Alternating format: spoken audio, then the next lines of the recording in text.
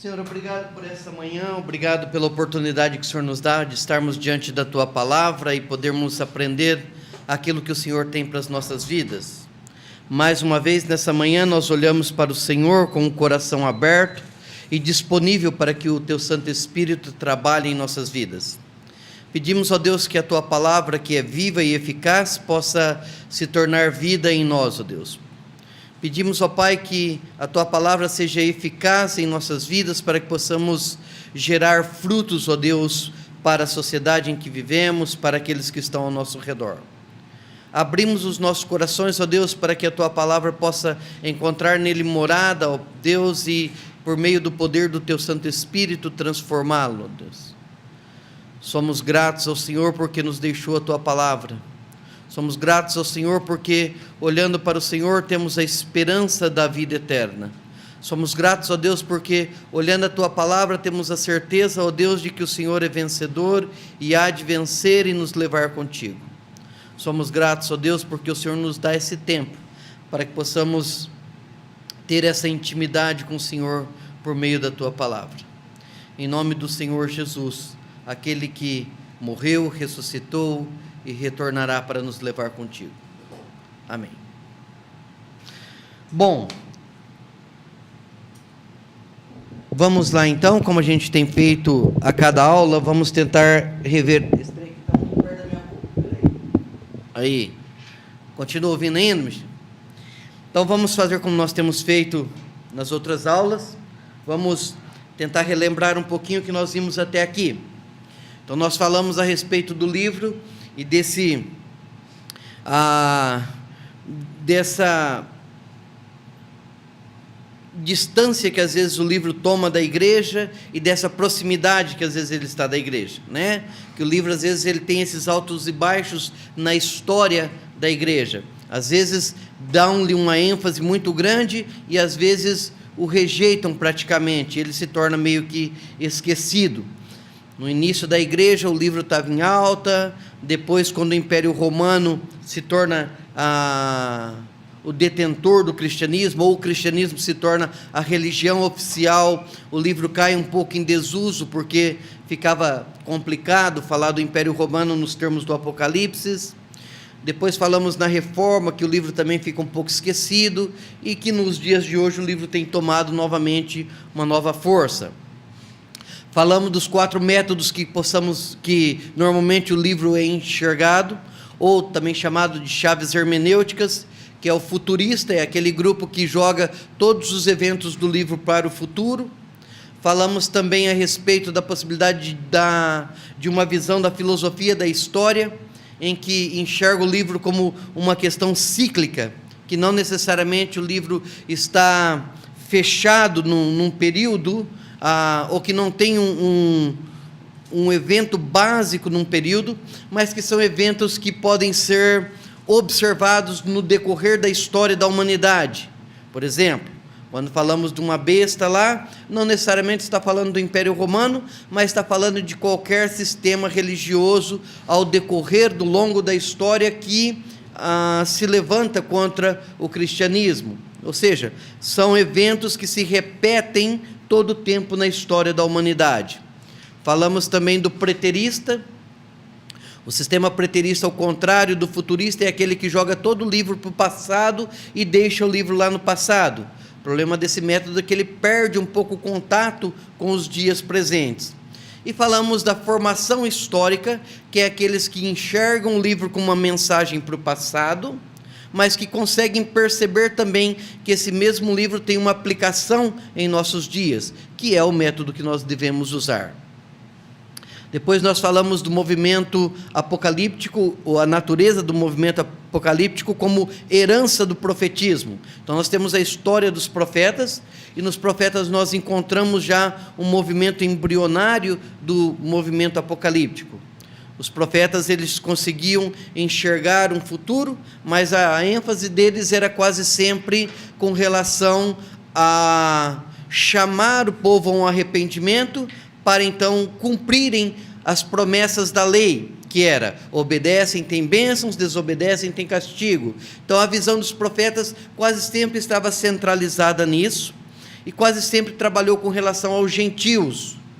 Ou seja, tinham sempre em suas mentes a ida do povo para o cativeiro e o retorno do cativeiro.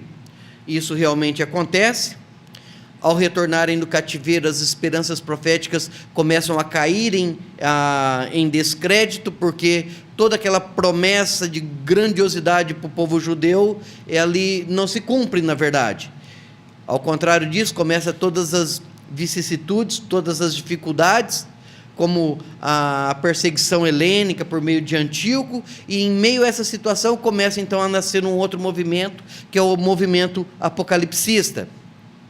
Esse movimento, ao contrário, ou esse movimento tem algumas diferenças do movimento profético. Ele já não faz uma separação tão drástica assim entre judeus e gentios.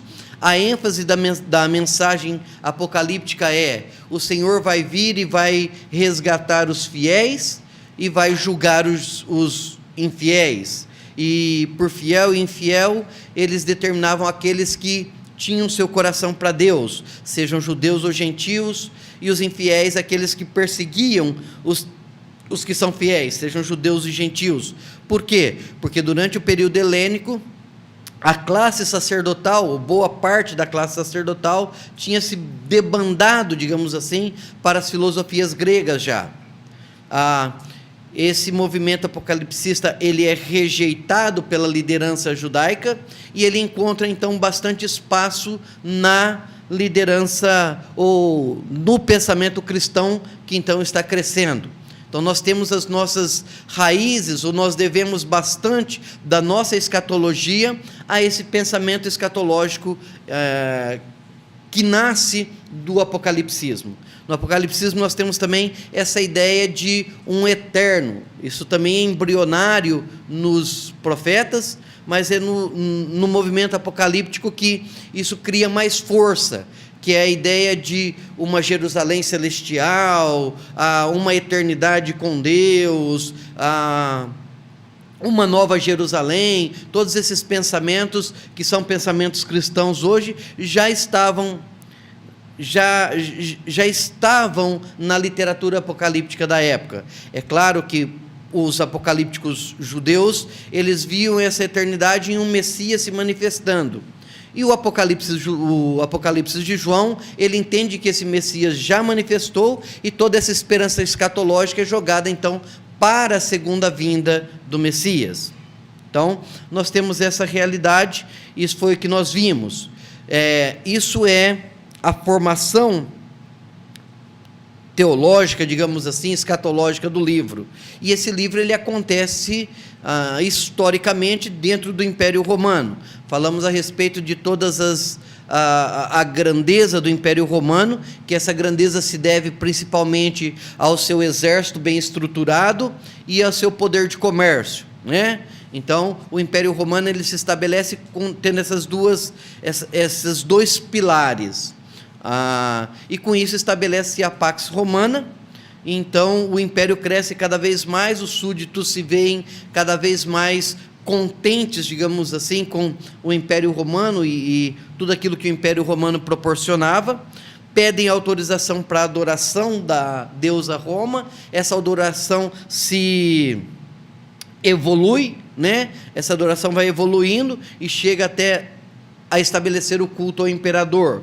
Esse culto ao imperador, que a princípio é visto meio como rejeição dos imperadores, ele se torna cada vez mais amplo, ele se torna cada vez mais conhecido, e os imperadores veem nele uma forma de aglutinação, uma forma de juntar todo o Império Romano em torno de uma causa só. Então eles começam a fomentar esse culto, né? Esses imperadores vão cada vez mais assumindo isso, até chegar ao ponto, por exemplo, de Domiciano entender que ele realmente é Deus e pedir que seja referido a ele como Senhor e Deus, Domiciano, e assim por diante. E é aí que a história do cristianismo acaba se complicando, ou que a vida dos cristãos acabam se complicando, porque eles não aceitam a ideia de chamarem a Domiciano de Senhor, de Quírios, porque para eles o único Senhor era o Senhor Jesus Cristo, E aí então começa toda a perseguição. Essa perseguição abrange o Império Romano como um todo, né? E os principais responsáveis por essa perseguição em nome do Império Romano são os chamados sacerdotes, ou a cúria, ou a concília, que eram as pessoas relacionadas ao culto ao imperador, que precisavam fomentar esse culto que perseguia os cristãos.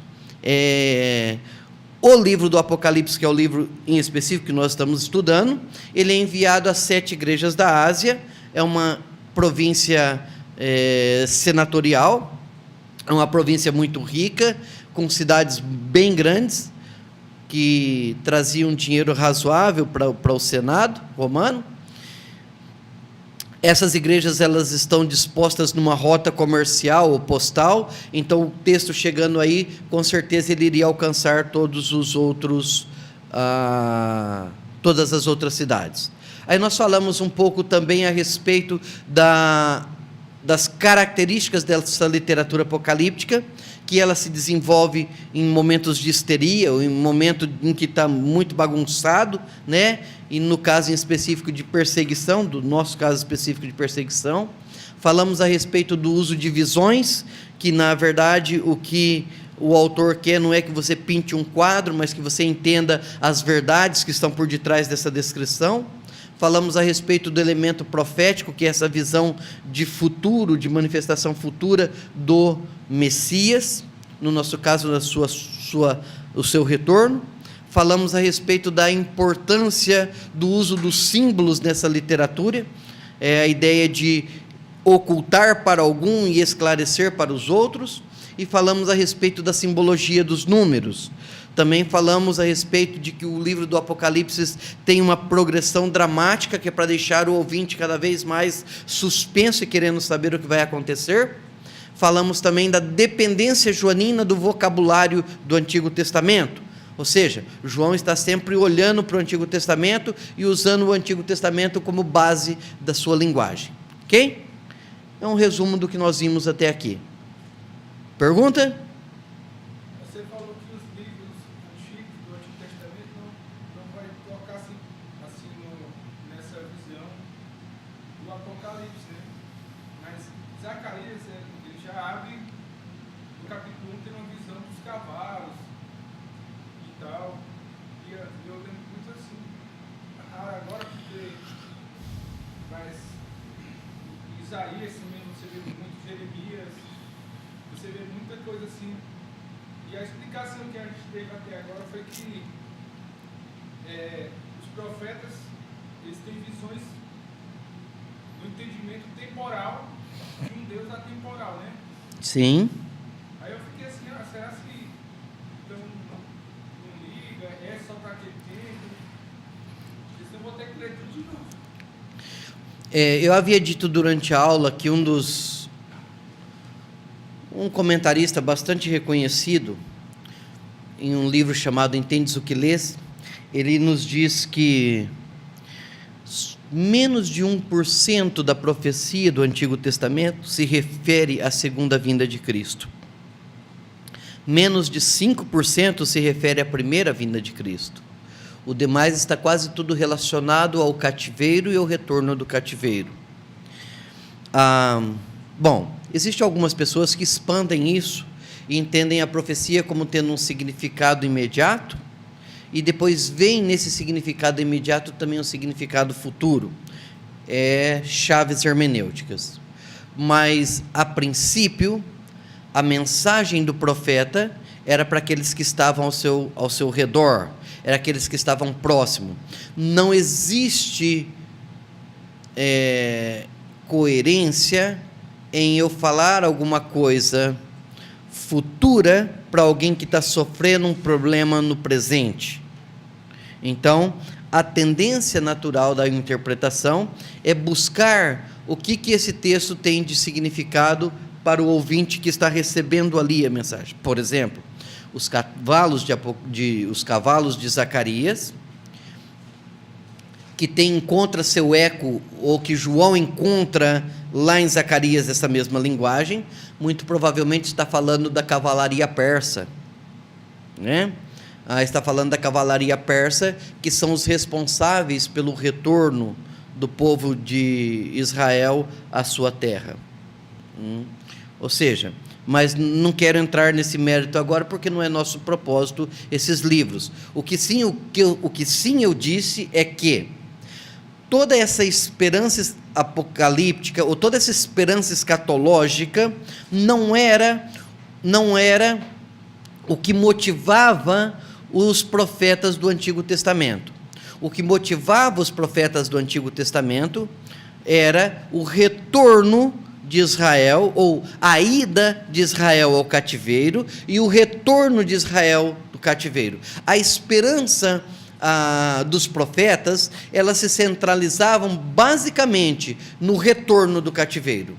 A esperança dos apocalípticos, ela se centralizava no aparecimento do Messias, tá? E então uma eternidade com esse Messias. Essa é a diferença. Essa é a expansão que o movimento apocalíptico faz do movimento profético. Ok? Então, existia sim no movimento profético já alguma coisa de esperança messiânica. Isaías 53, né? Existia já alguma coisa dessa esperança messiânica, mas é no movimento apocalíptico, no movimento apocalipsista, em que essa esperança é ampliada, é trabalhada e é pregada de forma mais ampla. E é ao apocalipsismo, então, que nós devemos essa esperança cristã de uma eternidade com o Messias. Isso foi o que eu disse, ok?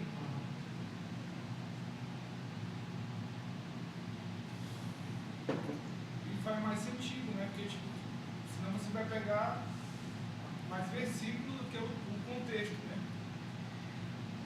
Para mim, o sentido faz em que, ou melhor, para mim não tem sentido que eu esteja falando para um povo que está padecendo uma situação específica, uma mensagem para eles que vai acontecer daqui a 2000 anos.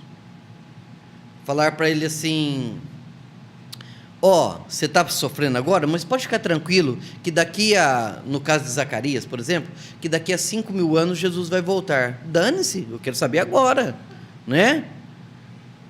Por exemplo, o livro do Apocalipse, ele tem essa mensagem assim do retorno futuro de Jesus, mas ele tem uma mensagem específica para o cristão daquela época. Entendeu? Então, para mim faz mais sentido quando eu entendo o texto tendo uma mensagem próxima, tendo uma mensagem atualizada para aquele que está padecendo a situação, tá? Senão parece que é uma coisa desfocada, uma coisa que não tem muito valor. Imagine o cara morrendo lá com os seus bens sendo tomados, seus familiares queimados no fogo, sendo crucificado, e eu falando: não, você pode ficar tranquilo que daqui a 2000 anos Jesus vai voltar, né? Então não tem muito aproveitamento a mensagem, digamos assim, ok? É a minha visão da situação, tá? Bom, amados, a partir de agora nós vamos tentar trabalhar um pouco o texto. Eu sei que até agora a aula foi meio pesada, né? São só informações históricas e é meio xarope, eu sei, eu entendo isso. Então, a partir de agora nós vamos tentar aplicar essas informações ao texto que nós vamos ler. Certo? Vamos ler até o verso 2. Ou 3, perdão, diz assim: revelação de Jesus Cristo, que Deus lhe deu para mostrar aos seus servos as coisas que em breve devem acontecer, e que ele, enviado por intermédio do seu anjo, notificou ao seu servo João, o qual atestou a palavra de Deus e o testemunho de Jesus Cristo, quanto a tudo o que viu. Bem-aventurados aqueles que leem e aqueles que ouvem a palavra da profecia e guardam as coisas nela escritas, pois o tempo está próximo. Primeira coisa que nós precisamos observar nesse texto é que o texto nos fala que é a revelação de Jesus Cristo. Apesar da gente falar que é a revelação de João, o Apocalipse de João e assim por diante, o texto nos fala que a revelação é de Jesus Cristo. É Jesus Cristo quem tem a revelação, tá? Enquanto os outros apocalípticos falam o Apocalipse de Baruque, o Apocalipse de Moisés, e tentam dar à sua revelação um nome importante para que ela tenha autoridade, e nisso, quando a gente fala Apocalipse de João, o texto é na verdade falho, o título na verdade falho. Aqui a primeira coisa que nós vemos é que a revelação é de Jesus Cristo. É Jesus aquele que é o dono dessa revelação. É Jesus Cristo aquele que tem o poder para revelar. É Jesus Cristo quem vai descortinar as verdades para o seu servo João. Tá? Jesus Cristo ele vai ser ao mesmo tempo o alvo da revelação e aquele que vai dar a revelação. Ele é o revelador e o revelado no livro de Apocalipse. A outra questão que a gente precisa observar é que a palavra Apocalipse vem na verdade dessa tradução revelação. No grego seria Apocalipse de Jesus Cristo, essa é a ideia. A palavra revelação é a tradução da palavra grega Apocalipse. A palavra Apocalipse, ela significa literalmente tirar um véu, tá? É bastante aquela ideia de que eu reúno um grupo de pessoas e eu quero apresentar alguma coisa para essas pessoas, mas enquanto os convidados estão chegando, eu tenho um lençol sobre esse objeto que eu vou apresentar, uma estátua, alguma coisa assim. Aí quando todo o povo está reunido, eu vou e eu tiro esse lençol, e então todos os convidados passam a enxergar essa estátua, por exemplo, ou esse objeto. A palavra Apocalipse está relacionada exatamente a esse ato de retirar o véu, e então passar a ficar explícito, passar a ficar claro aquilo que estava por detrás do véu. Em outras palavras, o que o livro de Apocalipse se propõe é apresentar um Jesus Cristo desnudo, digamos assim, apresentar um Jesus Cristo sem nenhum véu, sem nenhum lençol, nada que possa lhe ofuscar a verdade a respeito de Jesus. Então, quando nós vamos para o livro do Apocalipse, quando nós começamos a ler o livro de Apocalipse, a estudá-lo, a primeira coisa que nós precisamos compreender é que, no livro, nós vamos encontrar um Jesus Cristo desvelado. Nós vamos encontrar um Jesus Cristo limpo, sem nenhum embotamento de visão. Então, ao depararmos, a partir de hoje, com o texto de Apocalipse, é necessário que você entenda isso. Diante dos teus olhos, por meio do texto, vai ter um Jesus Cristo limpo, sem nenhuma obstrução para que você possa compreender quem que é esse ser a quem você adora. Essa revelação foi dada de Deus para Jesus Cristo, e ela é para mostrar aos seus servos as coisas que em breve devem acontecer. Bom, aqui ainda nós temos algumas questões a observar. Primeiro, que ele chama aqueles que estão lendo esse texto de servos. A palavra servos aqui é a palavra doulos, que significa literalmente aos seus escravos, tá? Ora, se Roma era lotado de escravos, se o Império Romano era lotado de escravos, o que o autor do Apocalipse está dizendo é que nós também, ou aqueles também eram escravos, mas não eram escravos do imperador, não eram escravos de qualquer um outro, eram escravos de Jesus Cristo. Essa é a nossa postura diante de Jesus revelado. Nós somos dele os seus escravos. Essa é uma linguagem bastante comum, bastante compreensível para aqueles que estavam ouvindo.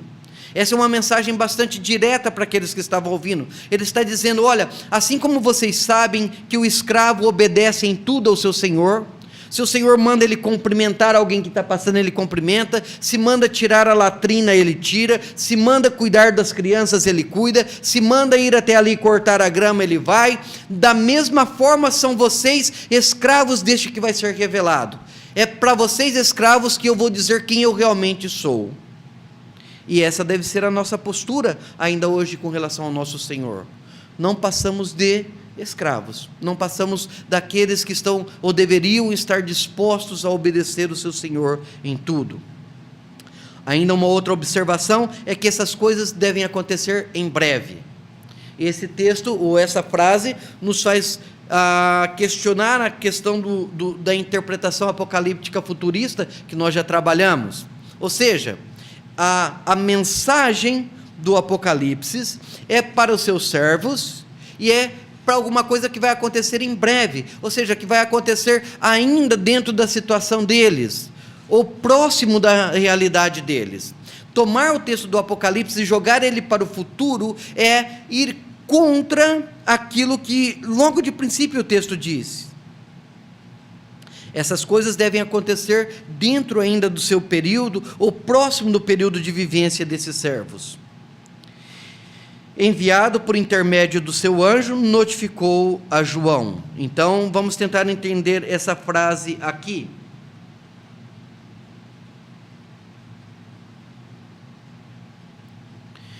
A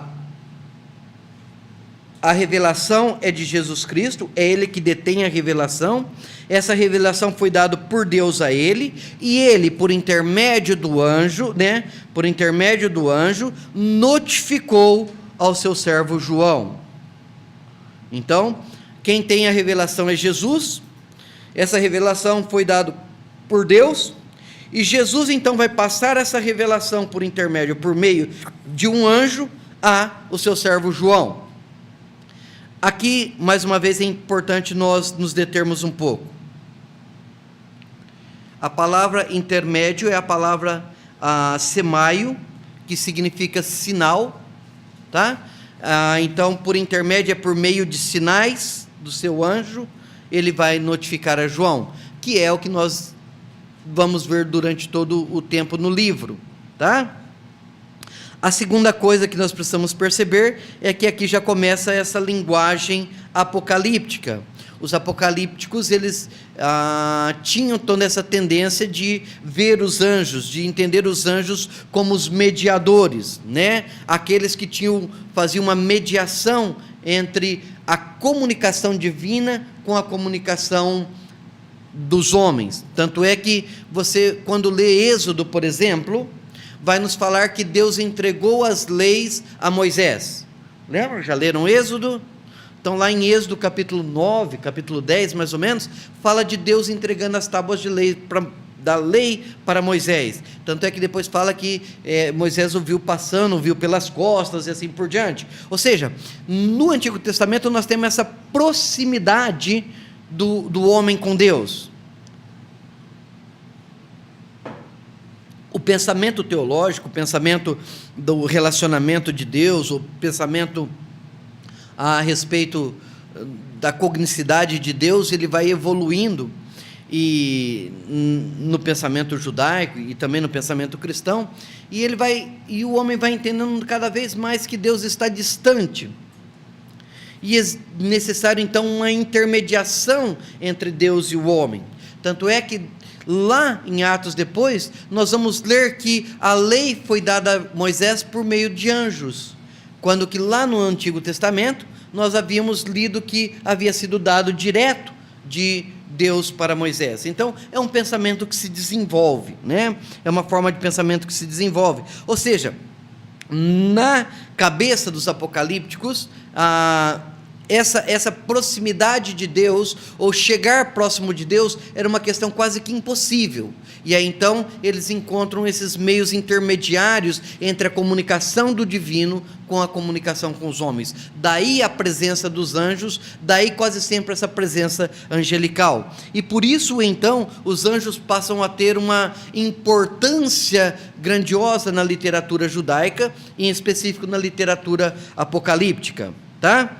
Bom, é esse anjo, então, quem vai notificar ao seu servo João essa revelação. Notificar é transmitir a João essa notificação, essa revelação. o qual, ou seja, João, e a gente entende como sendo o apóstolo, atestou a palavra de Deus e o testemunho de Jesus Cristo. Ou seja, João foi a testemunha da palavra de Deus, a testemunha de Jesus Cristo. A palavra testemunha aqui, ou atestou, né? É a mesma palavra, atestou e testemunho tem a mesma raiz, provém da mesma palavra, e a palavra martírios, da qual nós temos na nossa palavra mártire. Então, falando de João, que foi um mártir da palavra de Deus, e que foi um mártir de Jesus Cristo. Essa é a ideia aqui. Então já começa a estabelecer uma proximidade de João com aqueles que estão sofrendo. João é aquele quem vai ser, por meio do anjo, aquele que vai trazer essa revelação de Jesus Cristo. E ele pode falar a respeito disso para aqueles que vão estar ouvindo, porque ele tem uma história parecida. Ele tem uma história próxima daqueles que estão. Afinal de contas, João está onde? Está desterrado em Pátimos. Por quê? Porque ele também foi perseguido, porque ele também foi um mártir, né? Porque ele também está sofrendo essa perseguição. Por que ele foi esse mártir? Por causa da palavra de Deus e por causa do testemunho de Jesus Cristo. Bom, a palavra mártir, eu acho que a gente não precisa trabalhar muito ela, todos nós conhecemos o significado da palavra, é aquele que está disposto a sofrer um martírio por alguma coisa, o sofrimento, a morte e assim por diante. Então, se nós juntarmos essa informação aqui, nós podemos dizer que o texto está sendo escrito para aqueles que são escravos e que estão dispostos a dar a sua própria vida por causa da palavra de Deus e por causa do testemunho de Jesus Cristo. Qual que é a tua disponibilidade para com o Senhor? Essa é de obedecer até a morte? A tua disponibilidade para o ministério é a disponibilidade de ouvir a voz de Deus e obedecê-la como um escravo, se necessário, cumprindo e entregando a sua própria vida para que esse ministério siga adiante? E esse ministério ser centralizado na palavra de Deus, no testemunho da própria pessoa do Senhor Jesus Cristo? É isso que João está falando aqui. É isso que esse princípio de texto está dizendo aqui. Vou lhes dar uma revelação de Jesus Cristo. Vou dar essa revelação a vocês porque vocês são meus servos, e vou dar através de João porque é um co-sofredor com vocês, porque eu sei que vocês estão dispostos a me obedecer como escravos, estão dispostos a entregarem as suas próprias vidas para que o testemunho da palavra de Deus, o testemunho do Senhor Jesus Cristo seja levado adiante. Essa tem que ser a nossa disposição ao lermos o livro de Apocalipse. Se queremos compreender um Jesus revelado, esse tem que ser a disposição dos nossos corações. Assim que nós devemos enfrentar a palavra do livro de Apocalipse. Apesar de tudo isso, apesar de todo esse compromisso, apesar de todo esse pedido de compromisso com relação à palavra de Deus, ao testemunho de Jesus, o verso 3 é belíssimo. O verso 3 é uma promessa. Ao mesmo tempo, então, que ele cobra esse compromisso de ser mártir, de ser servo, escravo e mártir, ele nos diz: bem-aventurado aqueles que leem e aqueles que ouvem as palavras da profecia e guardam as coisas nela escritas, pois o tempo está próximo. Então, ora, é um chamado a ser servo, é um chamado a ser mártir, mas ao mesmo tempo ele está dizendo: mas olha, essa disposição de coração em servir e de entregar a sua própria vida está junto com a ideia de ser bem-aventurado. Ou seja, mesmo que você esteja sofrendo a perseguição, mesmo que você esteja debaixo de dificuldades, eu quero lhe dizer que agora, quando você ler esse texto, quando você ouvir essas palavras dessa profecia, bem-aventuranças está guardado para a tua vida. Promessas tem nesse texto para a tua vida. Então, leem as palavras, ouçam as palavras, guardem essas palavras, né?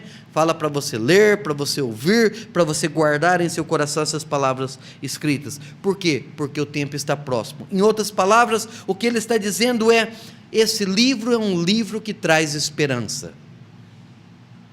Ao ler o texto de Apocalipse, ao nos depararmos com o texto de Apocalipse, ao nos depararmos com a mensagem do Apocalipse, ela deve gerar esperança em nossos corações. Era para gerar esperança no coração dos ouvintes, que estavam sofrendo aquelas dificuldades, é para gerar esperança também em nossos corações. Assim que é o texto do Apocalipse.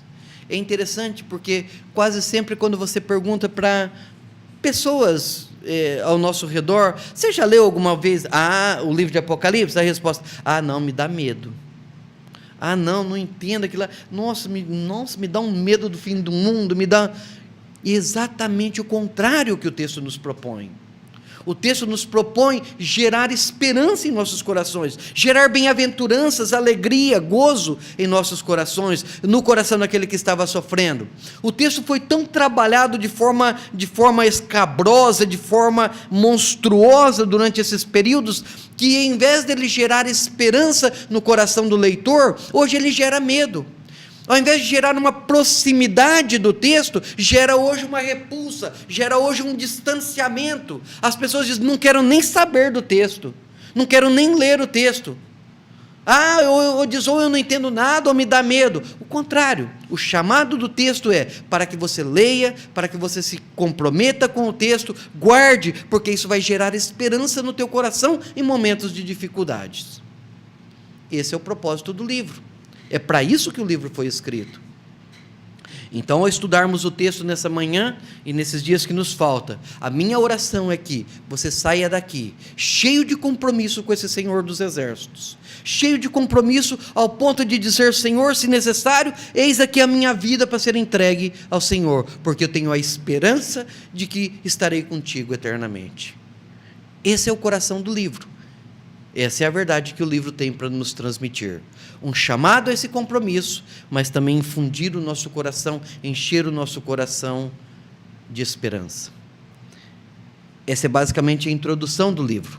Então eu sou obrigado a te dizer o seguinte, amados, agora que começaremos a estudar o livro, você tem duas opções. Ou você segue estudando o livro, sabendo que o livro vai te chamar a esse compromisso, e tem o teu coração disposto a isso, ou você pode sair da sala, não tem nenhuma dificuldade para mim. Ao nos depararmos com o texto, a partir de agora, você está avisado. O texto vai te chamar a um compromisso com o Senhor, vai te chamar ao compromisso de ser escravo dele, de entregar a tua vida a ele. Vai te prometer também uma esperança de que Ele está contigo. Mas se você não tiver essa disposição no coração de se entregar totalmente a Ele, talvez não seja o momento. Quem sabe mais tarde, mas saiba que a partir de agora, esse é o compromisso de Deus com a tua vida. Tenha o teu coração aberto para isso. Ok? Bom, esses são os 3 primeiros versículos do livro. É cheio de coisa, não é? O livro é lindo.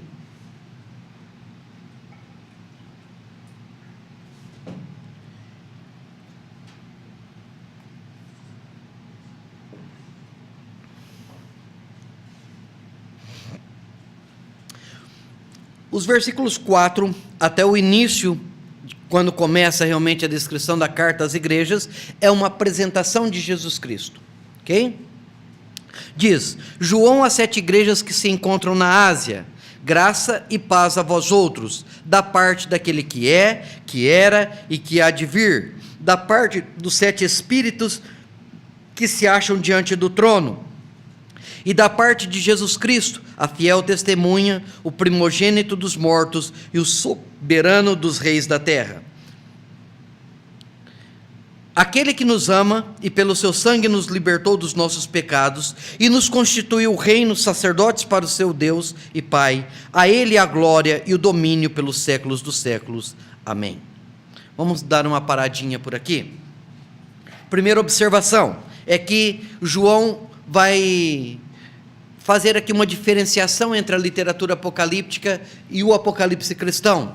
A literatura apocalíptica ele não tinha um destinatário muito específico. O livro era escrito de forma generalizada. O texto de João, ele é mais parecido com uma epístola, ele é mais parecido com uma carta. Nesse sentido, ele repete bastante as introduções de Paulo. Paulo, servo de Deus e apóstolo de Jesus Cristo, para promover a fé, que é dos eleitos de Deus, e o pleno conhecimento da verdade, segundo a piedade, que, bom, normalmente esse é o cabeçalho de Paulo, né? Dizendo depois lá, graça do nosso Senhor Jesus Cristo. Então, a literatura apocalíptica de João, a princípio ela foge um pouco disso, e ela se assemelha a epístolas. O que isso faz de diferença com relação aos outros escritos? É só uma proforma? É só uma questão de forma de literatura? Não. Tem algumas coisas aqui que precisam ser consideradas. Quando você escreve uma carta?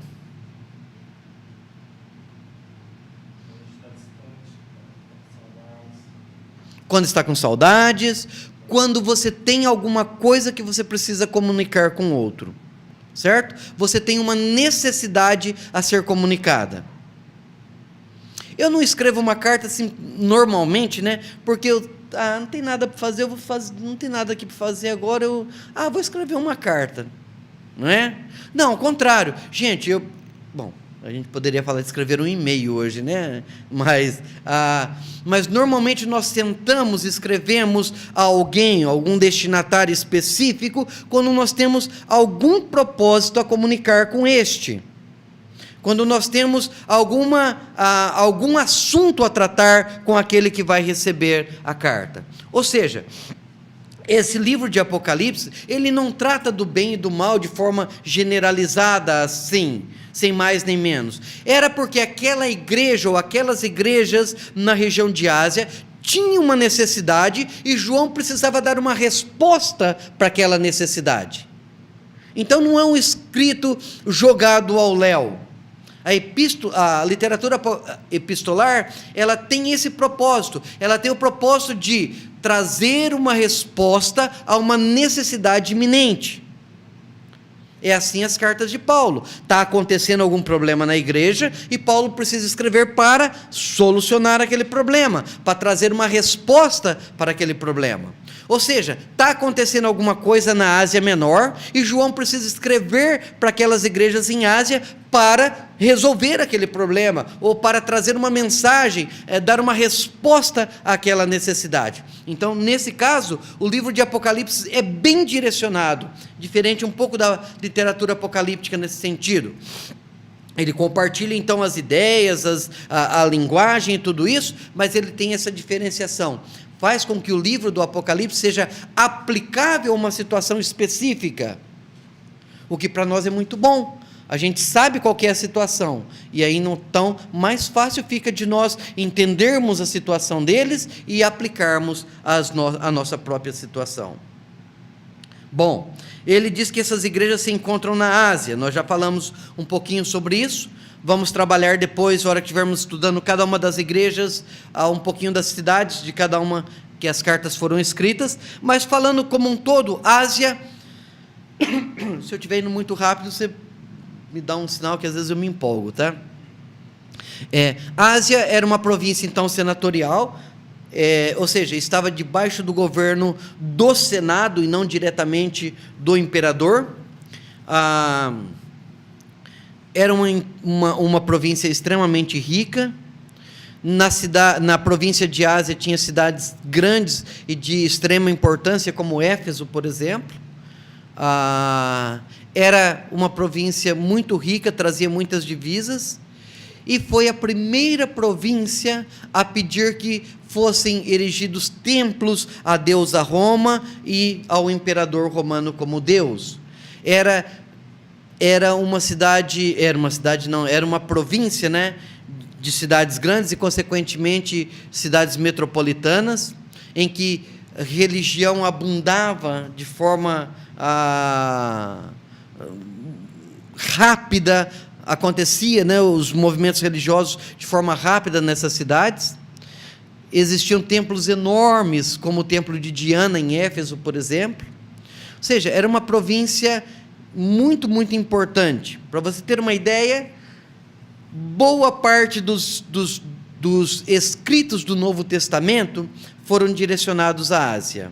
Por exemplo, o Evangelho de João, primeira, segunda e terceira epístola de João foram escritos para essa região. O Apocalipse foi escrito para essa região. Ou seja, todos os escritos joaninos têm a província de Éfeso, a província da Ásia como seus destinatários. Nós temos a epístola de Paulo aos Efésios, nós temos 1ª e 2ª Timóteo, ou seja, todo esse material nós temos pelo menos 8 escritos em que estão direcionados para a província da Ásia, provavelmente, ou mais especificamente a cidade de Éfeso. Então, é uma região interessante da gente estudar, que você poderia tomar um tempinho para conhecer.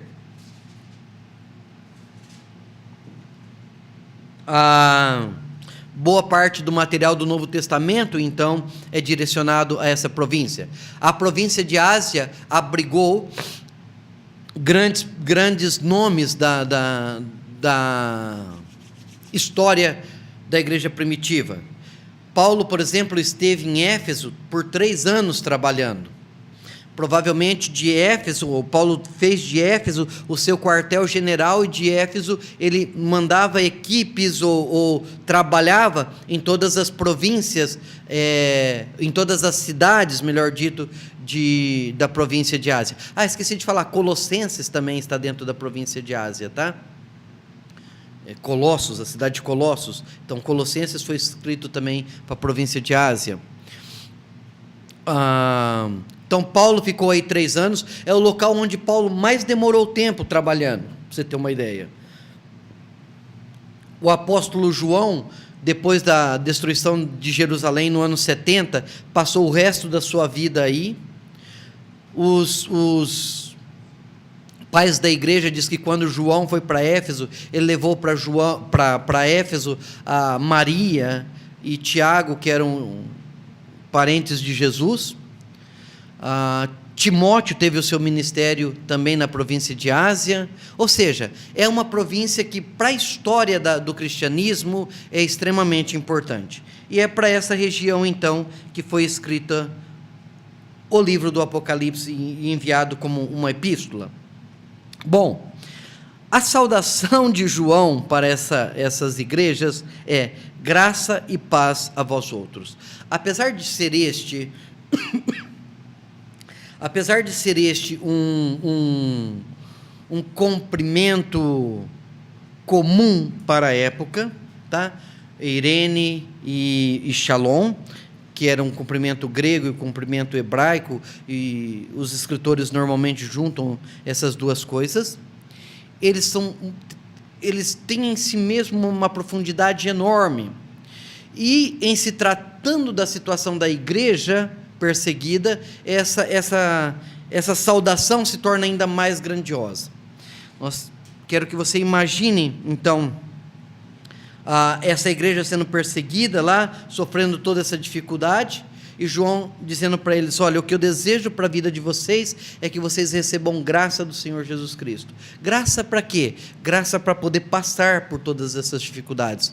É só por meio da graça de Cristo que nós conseguimos passar as nossas dificuldades. É só por meio da graça do nosso Senhor que nós conseguimos entender aquilo que Cristo sofreu e estarmos dispostos a sofrer as mesmas consequências para as nossas vidas. De outra forma, nós temos também a palavra paz. Parece até hilárico, né? Parece até contraditório. Ora, na verdade, os cristãos estão em guerra. Na verdade, os cristãos, ou melhor dito, estão sofrendo guerra. Não estão, nem estão em guerra, porque eles não tomam contrapartida de guerra, mas eles estão sendo bombardeados, eles estão sendo perseguidos, eles estão sofrendo guerra na realidade deles. Eles são os alvos da guerra romana. A concília o está perseguindo, está fazendo guerra contra eles. É, na verdade, uma situação de guerra que aqueles cristãos estão vivendo, de morte. E o que João está dizendo é: eu espero que esse texto, ao chegar em vocês, encontre vocês em paz. Isso é o que João está falando para aquele grupo de crentes que está passando por aquela situação. Está dizendo: olha, eu compreendo que é um momento de dificuldade, eu compreendo que vocês estão vivendo essas atribulações, eu compreendo que estão vivendo esse momento de dificuldade enorme, mas em Cristo Jesus nós podemos experimentar da paz. A palavra shalom, ela tem um significado que é mais do que ausência de guerra, né? Na verdade, a palavra paz, que em grego é eirene, e que é uma tradução do shalom, ela significa mais do que a ausência de guerra. A palavra eirene, ela está relacionada, na verdade, a uma condição espiritual, ou uma condição de meditação, ou uma condição de tranquilidade que te traz a paz. A nossa paz não está relacionada, ou não deveria estar relacionada ao momento de vida que nós estamos vivendo. A nossa paz, ela não está condicionada aos elementos externos que nos cercam. A nossa paz não está condicionada à realidade de vida que nós estamos vivendo num momento específico. A nossa paz advém de nós termos Cristo em nossos corações. A nossa paz advém de nós entendermos que esse momento em que estamos vivendo é um momento passageiro. A paz advém de nós entendermos que essa realidade é uma realidade passageira, transitória, que eu estou aqui como peregrino, que os meus olhos estão além dessa realidade aqui. O que João está dizendo é que mesmo que estão em guerra, mesmo que tenham seus bens tolhidos, mesmo que tenham seus familiares sendo mortos, mesmo que estão vivendo uma situação de desgraças para a sua vida, o seu coração pode estar cheio de paz, porque a paz que nós temos como Cristo é uma paz que excede a toda a realidade que nos cerca. É aí que esses cristãos poderiam encontrar força. É aí que esses cristãos poderiam encontrar a força para seguirem testemunhando, para serem mártires, porque a esperança deles estava nessa paz que eles tinham, de que Cristo com eles estava. Bom, esse é o desejo de João, então. Graça e paz para aquela igreja. Essa graça e essa paz advém de quem? Daquele que é, que era e que há de vir. Temos aqui a primeira descrição de quem é o Senhor. O Senhor é aquele que era, ou melhor dito, é aquele que é, aquele que era e aquele que há de vir. É interessante que o apóstolo João aqui, o autor do texto aqui, ele muda um pouco a ordem, né? A ordem histórica da descrição de Deus. Normalmente a gente fala que ele é aquele que era, aquele que é e aquele que há de vir, não é? Normalmente a gente faz essa declaração histórica, digamos assim, ou temporal, aquele que era, aquele que é, aquele que há de vir. Não, o que João está dizendo aqui é: essa graça, essa paz é daquele que é. Existe uma urgência na mensagem. Olha, é importante que vocês entendam que Deus não está morto, Deus não está esquecido, Deus continua presente, Deus é agora, está com vocês, está presente. Essa graça e essa paz que eu desejo para vocês é daquele que vive, é daquele que está agora, que está presente agora. Ora, como é que eu sei que Ele está presente agora? Porque eu posso olhar para trás e eu posso saber que Ele foi, que Ele era. Assim como Ele agiu no passado, Ele age agora e Ele há de agir no futuro. Então essa é a mensagem de João. Vocês podem ter paz, vocês podem ter graça agora, num Deus presente, porque olhando para trás você sabe que Deus agiu, e olhando para trás e sabendo que Ele age agora, vocês podem ter uma esperança para o futuro. Da mesma forma as nossas vidas. Seja lá o que você esteja vivendo nesse momento, olhe para trás, veja tudo o que Deus fez, e com certeza há de brotar esperança no teu coração para tudo aquilo que o Senhor tem para a tua vida, para o teu ministério, para o teu futuro. Deus é aquele que é. Existe um hino cristão bastante antigo que diz: quantas bênçãos dizes, quantas são recebidas das divinas mãos, vem dizê-las todas de uma vez e verás surpreso quanto Deus já fez.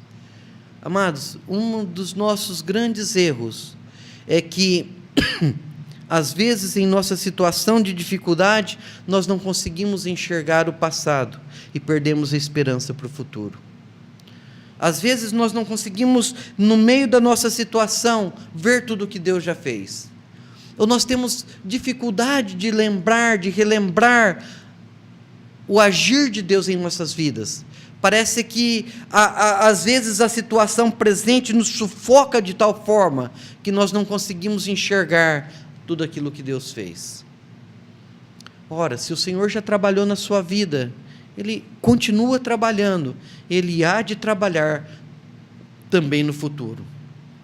Se Deus agiu poderosamente, nós vamos ver isso mais tarde no livro, lá no Egito, com pragas, com um monte de poder com relação ao Egito, para livrar o seu povo que estava sofrendo.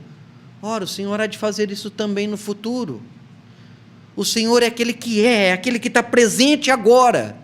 Pode ter certeza, está com dúvida disso? Olha para o passado, vê o que Ele já fez, e vai ter certeza que Ele há de fazer no futuro também. Então essa graça e essa paz é da parte daquele que é, que era e que há de vir. Não só da parte desse Deus que era assim, mas da parte dos 7 espíritos que se acham diante do trono de Deus. Nós temos aqui a primeira menção de uma imagem escatológica. Oh, Jesus!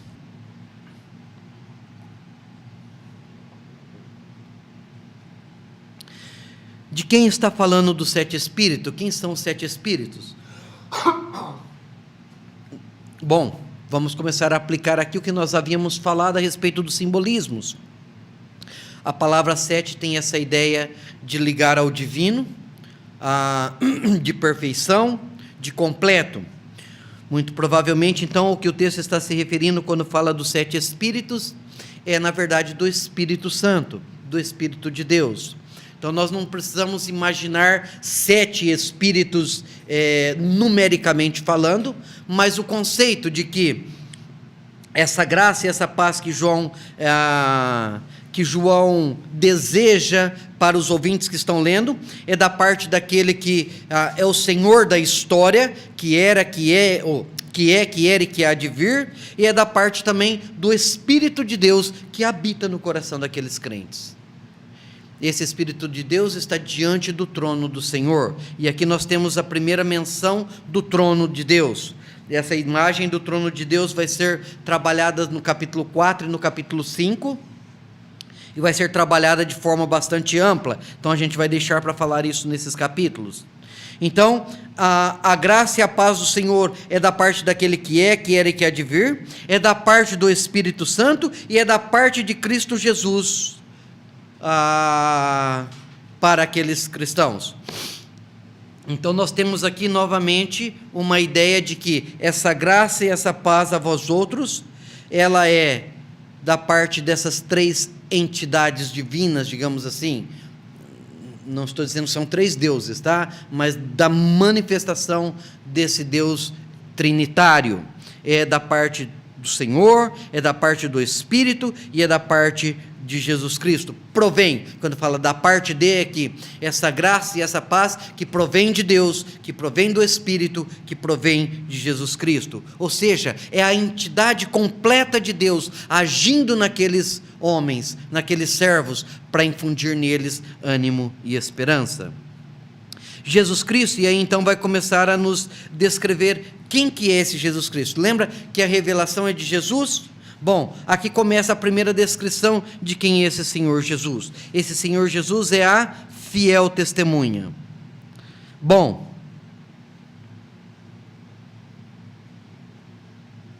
fiel testemunha. A ideia de fiel testemunha, palavra testemunha aqui é a palavra que apareceu antes lá também, é mártiros, e a palavra fiel é a palavra pistes, ou pisteus, que é a ideia daquele que é fiel, daquele que tem fé, ou coisa assim. E com relação a Jesus Cristo, quando diz que é fiel testemunha, é bem provável que o texto está dizendo que aquele que não fala nada que não seja verdadeiro. Jesus Cristo é aquele que não diz algo que é mentiroso. Jesus Cristo é a fiel testemunha, é aquele que dá um testemunho verdadeiro, é aquele que é a verdade, é aquele que tem a verdade, é aquele em que nele converge a verdade. Fiel testemunha está muito próximo da própria declaração de Jesus no Evangelho, que diz: eu sou a verdade. É aquele que tem uma verdade a ser transmitida.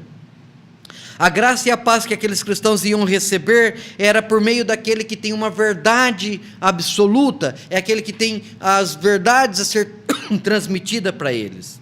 Por outro lado, é o primogênito dos mortos. Primogênito no sentido de ser o primeiro, no sentido de ter também a primazia, é o primeiro a ressuscitar. E quando ele usa essa frase a respeito do Senhor Jesus Cristo, novamente a ideia é transmitir ânimo para aqueles cristãos.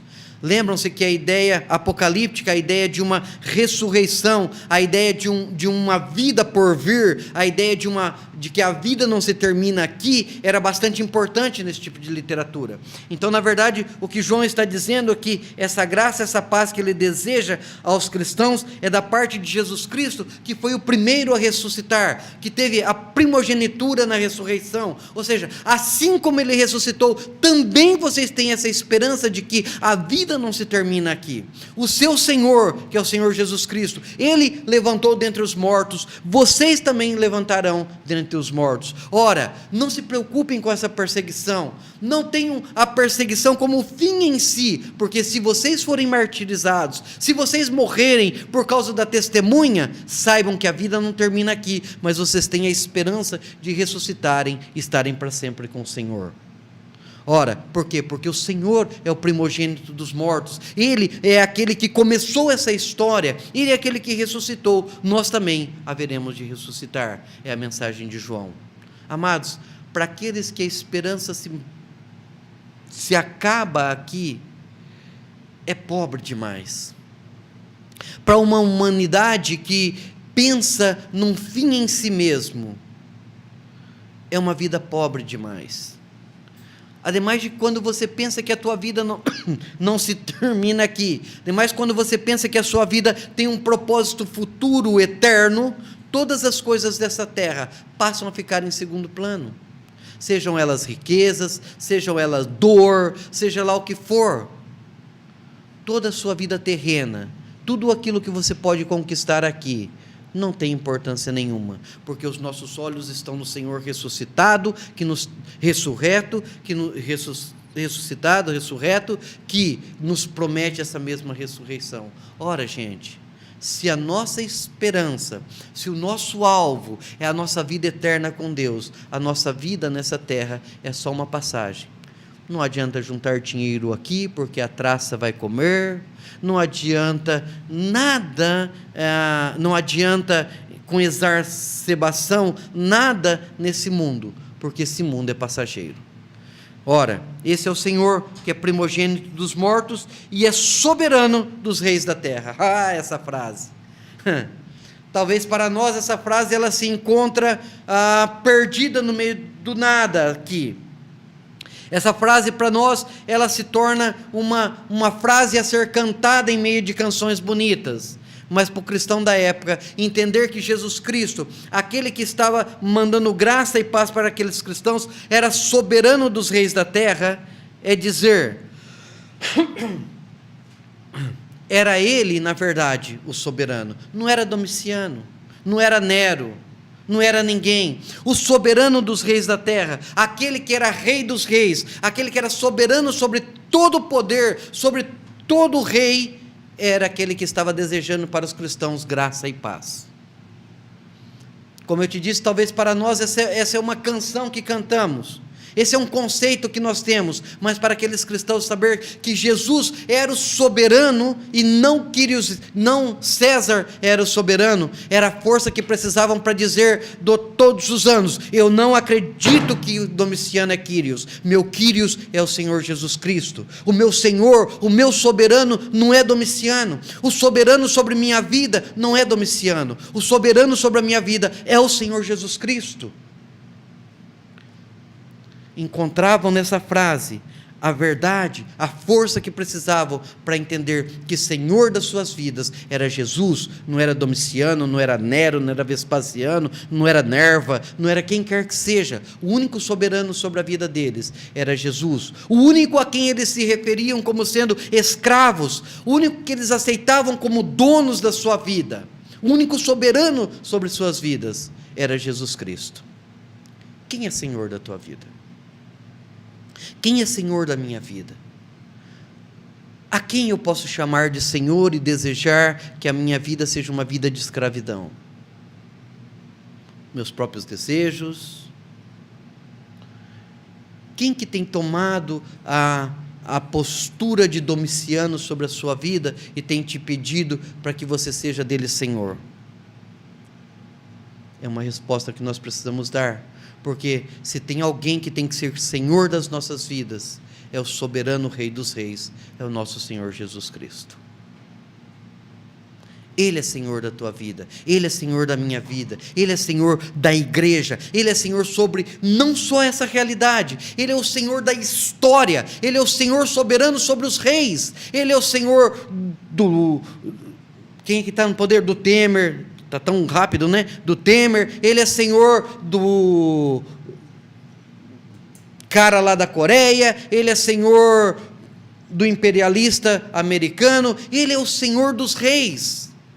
Não só é Senhor da sua vida, Ele é o Senhor da história, é aquele que é, que era, que há de vir. O Senhor Jesus Cristo é aquele que é o soberano dos reis da terra. Ora, mesmo que todos os reis da terra venham depois e se juntem para guerrear contra o Messias, Ele é o Senhor que será soberano sobre todos eles. Ora, eu tenho a certeza, eu tenho a segurança que eu posso chamá-lo de Quírios, porque Ele sim é o verdadeiro Senhor, Ele sim é o verdadeiro soberano sobre toda a história. Eu não sei quanto a você, mas quanto à minha vida, me traz uma segurança enorme de poder despejá-la aos pés da cruz e reconhecer que Jesus, o ressurreto, aquele que me promete a ressurreição, é digno de que eu o chame de Senhor. E nenhuma outra coisa, nenhum outro poder, nenhuma outra situação. Ele é o soberano dos reis. E agora, amado?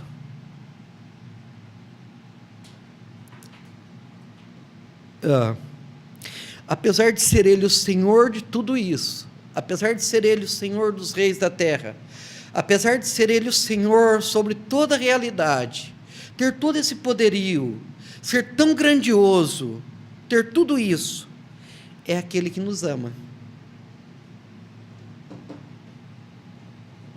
Deus é aquele que nos ama. Apesar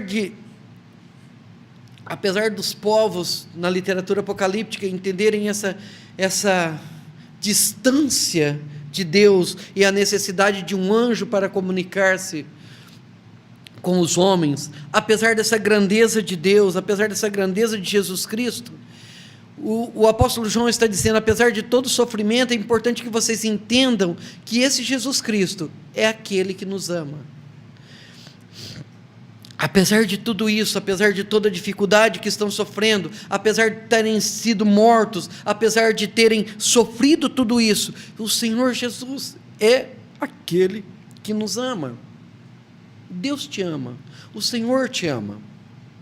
É verdade que nós somos uma merda, é verdade que nós vivemos pecando, é verdade que nós negamos às vezes esse senhorio sobre nossas vidas, é uma realidade porque nós somos humanos, nós somos falhos, mas em nenhum momento nós podemos duvidar dessa verdade.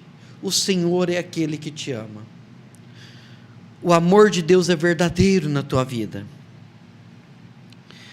É tão forte esse amor de Deus que o Senhor Jesus Cristo encarnou para morrer por você. É o amor de Deus. Ora, eu entrego a minha vida ao Senhor Jesus Cristo, não só porque eu entendo que Ele é soberano sobre todas as coisas, mas eu entrego a minha vida a Ele, em retribuição, em contrapartida ao amor dEle para comigo. Quando eu digo que eu amo a Deus, nada mais é do que um reflexo do próprio amor de Deus para com a minha vida. Quando eu digo que eu amo a Deus, não é uma coisa que parte de mim para Deus, mas é uma contrapartida, é um reflexo, é um retorno do amor de Deus que se manifestou por mim. É o amor de Deus que age em nossas vidas, é o amor de Deus que acontece em nossas vidas e que nos leva então a nos entregarmos a Ele. Amados, duvide de qualquer coisa, menos de que Deus te ama. Menos do que o Senhor te ama. Aqueles cristãos estavam vivendo essa situação, aqueles cristãos estavam vivendo aquela dificuldade de morrerem, de serem perseguidos, mas ao mesmo tempo João está dizendo: olha, não percam a realidade, a verdade da fiel testemunha de que Ele vos ama. Encontramos a história de amor no Novo Testamento, encontramos a declarações de amor no Novo Testamento, amor que leva o nosso Senhor Jesus Cristo a morrer por todos os homens. Ora, Deus amou o mundo de tal forma que deu o seu Filho unigênito para que todo aquele que nele crê não pereça, mas tenha a vida eterna. Essa é a prova do amor de Deus para conosco. Esse Senhor que é soberano, que é fiel testemunha e que nos ama, Ele, pelo seu sangue, nos libertou dos nossos pecados.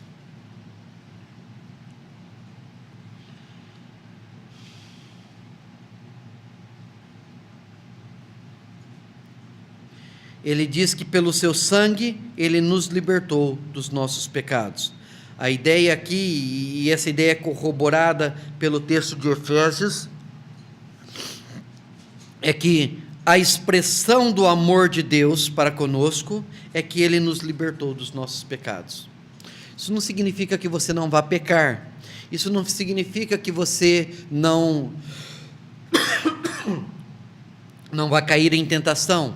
O que o texto aqui está nos dizendo é que o pecado já não é senhor das nossas vidas. Que pelo seu sangue o Senhor nos libertou dos nossos pecados. Amados, você tem, segundo a linguagem de Romanos, a possibilidade de ser escravos de dois grupos, digamos assim, ou de duas verdades, ou de duas realidades. Ou você é escravo do pecado, e o teu fim é a morte, ou você é escravo de Jesus Cristo, e o teu fim é a vida eterna. O pecado, vai dizer o Paulo no livro aos Romanos, ele se ensenhoreia do homem a partir do pecado do Éden. Ele se torna senhor do homem. A única forma de ser quebrado esse senhorio do pecado, a única forma de quebrar esse domínio do pecado sobre as nossas vidas, ou sobre a vida do homem, é por meio do sacrifício de Jesus Cristo. Então, o que o texto está nos dizendo aqui, o que Paulo nos ensina é que o Senhor Jesus Cristo nos libertou dos nossos pecados por meio do seu sangue, por meio do seu sacrifício. A imagem que nós temos lá de Paulo em Efésios é de um bando de escravos num curral, e sendo o pecado o senhor desses escravos. E então Jesus diz: eu quero comprar todos esses escravos. Qual que é o valor de todos esses escravos? Então o pecado, Senhor, de todos esses escravos que éramos nós, que é a humanidade, diz: a tua morte. A única forma de você pagar o preço de tudo isso daqui é você morrer.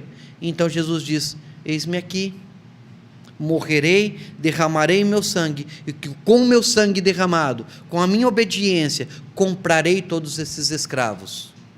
E então Jesus vai para a cruz e morre, e dá a liberdade para aqueles que nele crêem, de serem livres desse pecado, e entregarem as suas vidas a Jesus como sendo Ele o Senhor. Ora, aquela frase que começou dizendo lá que eram servos, encontra aqui então essa nova realidade.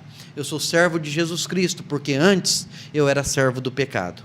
Eu sou escravo de Jesus Cristo, porque antes eu era escravo do pecado.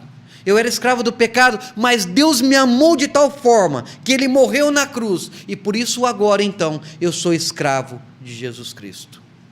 Você não tem escolha, ou você é escravo de Jesus, ou você é escravo do pecado, sabendo que o Senhor te amou e Ele se entregou por você.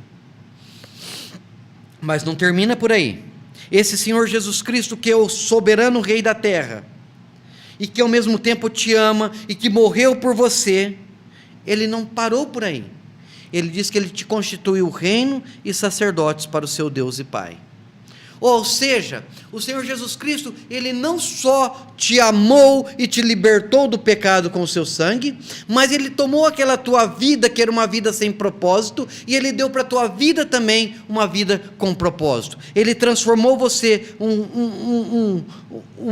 constituiu em reino e sacerdote para o seu Deus. Em outras palavras, o que João está dizendo aqui é: amados, mesmo em meio a essa dificuldade, mesmo em meio àquilo que vocês estão vivendo, mesmo sem conseguirem enxergar o futuro, é importante que vocês saibam que a vida de vocês nessa terra tem um propósito estabelecido.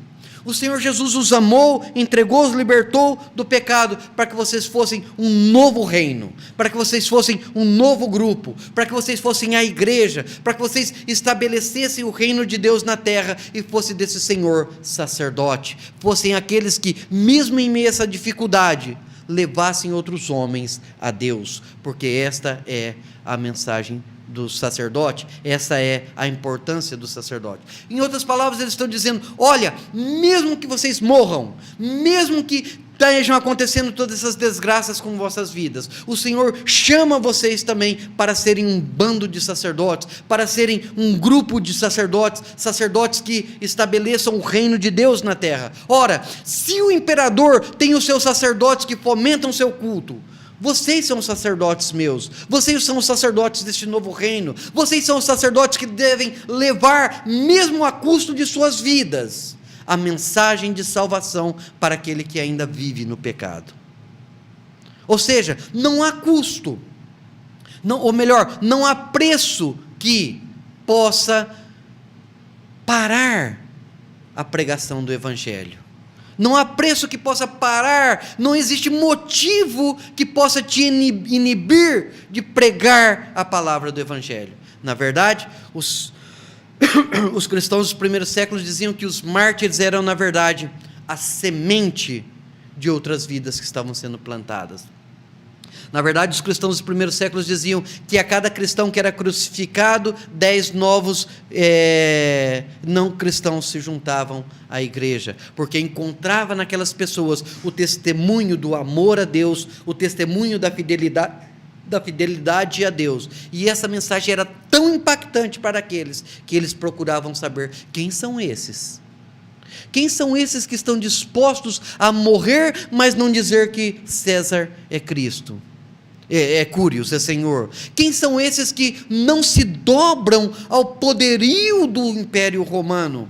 Quem são esses que não têm medo do exército romano? Quem são esses que não enxergam a grandiosidade de Roma e a ela se submete? Quem são esses que conseguem enxergar nesse tal de Jesus Cristo um poder melhor, mais benéfico do que tudo aquilo que a Pax Romana pode apresentar a eles? Eu preciso saber quem que são esses. E então, a cada cristão que morria, cada mártir que entregava a sua vida, era uma semente, o sangue do mártir era uma semente que brotava, e outros então se aproximavam da igreja, até chegar o ponto de que os cristãos eram tão abundantes no Império Romano, que Constantino não viu outra forma que não fosse de aceitar, mesmo que politicamente, o cristianismo como sendo a religião oficial do Império Romano.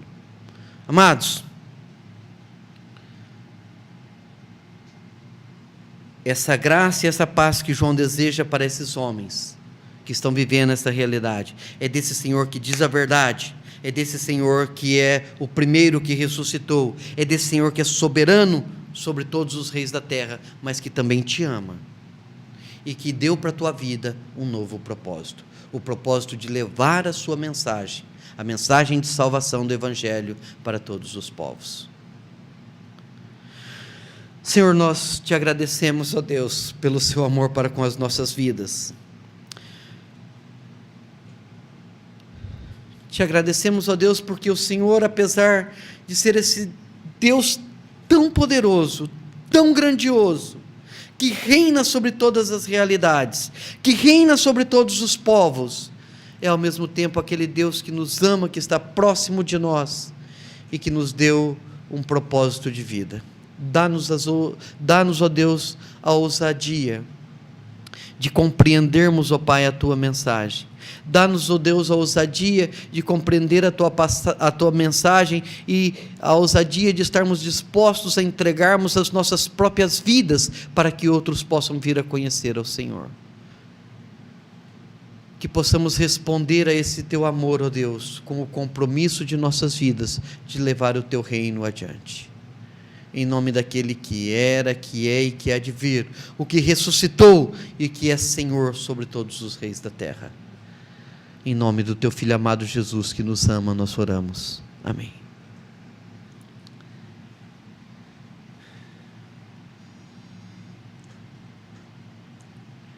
Às 11:15 a gente volta. Adiantamos bastante.